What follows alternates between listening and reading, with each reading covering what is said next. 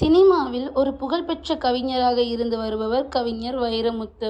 சிறந்த பாடலாசிரியருக்கான இந்திய அரசின் விருதை 7 முறை பெற்றவர் வைரமுத்து. கிட்டத்தட்ட 40 வருடங்களுக்கும் மேலாக இந்த சினிமாவில் ஒரு சிறந்த பாடலாசிரியராக இருந்து வருகிறார். இவரை பொறுத்தவரைக்கும் இவர் 1980ஆம் ஆண்டு வெளியான நிழல்கள் என்ற படத்தில் அமைந்த பொன்மாலை பொழுது என்ற பாடலுக்கு கவிதை எழுதியதன் மூலம் முதலில் கவிஞராக அறிமுகமானார் என்றுதான் அனைவரும் எண்ணிக்கொண்டிருக்கின்றனர். ஏன் பல மேடைகளில் வைரமுத்துவும் அதைதான் கூறுவார். நான் பாரதி ராஜாவால் நிழல்கள் என்ற படத்தில் முதலில் அறிமுகம் செய்யப்பட்டேன். அதில் அமைந்த பொன்மாலை பொழுது என் வாழ்க்கையை மாற்றிய பாடல் என குறிப்பாய் கூறியிருப்பார் வைரமுத்து.